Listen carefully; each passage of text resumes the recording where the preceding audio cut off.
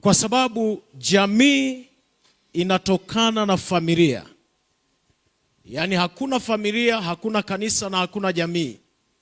Vijana wanapoingia katika hatua za kuanzisha familia, wawe makini sana kuliko wanavyopaswa kuwa makini wanapoanzisha mradi wa mabilioni.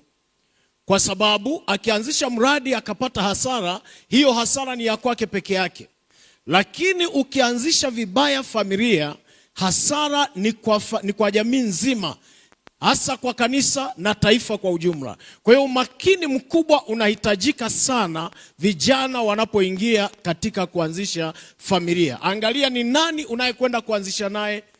Angalia unamtoa katika jamii ya namna gani, yani family background. Unamtoa katika familia ya namna gani, na wewe unampeleka kwenye familia ya namna gani. Baada ya hapo, ukishakuwa makini, anzisha familia. Kama umenielewa sema amina. Jambo la pili, hatuwezi kutengeneza jamii bora bila kuwa na familia bora. Kwa sababu mikutano hii itaisha, lakini bado matengenezo yatahitajika.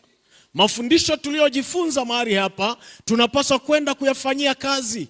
Sasa tukitoka hapa, kuna wanaume na wanawake wataenda wakaseme, sasa si Pastor Biene sasa amemaliza mikutano yake. Haya, vile viherehere vyako sasa nikuone. Wewe nenda kalianzishe tena kule ulikokuwa, Bwana atashughulika na wewe. Nenda karudi kwenye mstari kama tulivyojifunza, mtendee mema mwenzi wako akingali bado yuko hai, kwa sababu kuna maumivu makubwa sana tunapopoteza wenzi wetu. Hakuna haja ya kuishi katika familia yenye vita kila leo. Tunatamani familia zenye amani, mahali ambapo watu watafurahi. Hata ile siku ya mwisho una haki ya kusema, Bwana nilimtendea mema, hakuna ambacho sikumtendea. Niwaambie kitu, wanaume na wanawake mlioko mahali hapa, mtendee mema mwenzi wako kiasi kwamba ukifa, kila atakayejichanganya kumuoa au kuolewa naye ajikute hawezi kufiti katika kiatu chako. Mwambie umeelewa au pastor rudie tena? Amekwambiaje, nirudie au nisonge mbele?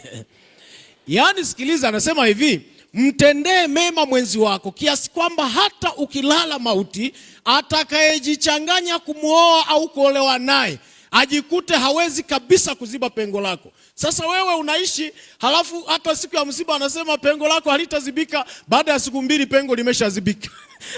Ameshakusahau kabisa kabisa. Kwa hiyo hakuna haja ya kuishi kwa vita katika familia zetu. Hilo lilikuwa ni jambo la kwanza. Jambo la pili na la mwisho kwa sasa, ndoa ni taasisi iliyoanzishwa na Mungu. Ili tuwe na ndoa yenye maana na yenye faida katika jamii, tunapaswa kumhusisha yeye aliye mwanzilishi wa taasisi hiyo. Kwa hiyo ninatoa wito kwa vijana ambao hamjaingia kwenye ndoa, badala ya kutumia nguvu kubwa kutafuta mwenzi, tumia nguvu kubwa kumtafuta Mungu. Ukishampata Mwenyezi Mungu utampata mwenzi sahihi. Wengi wameandika maswali mengi hapa, wanasema Pastor Biene, nifanyeje kumpata mwenzi atakayenifaa? Jibu ni moja tu.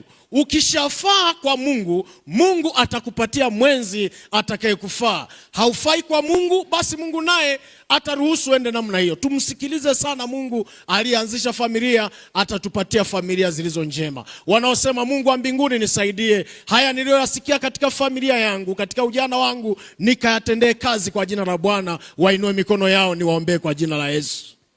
Baba wa mbinguni, ni wakati wa kufanya matengenezo katika familia zetu. Zile familia zilizokuwa na machozi na maombolezo, baada ya mikutano hii wakafurahi.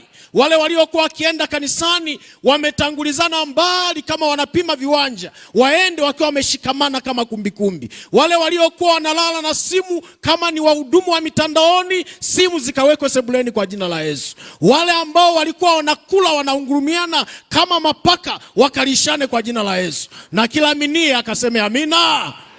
Bwana wabariki sana.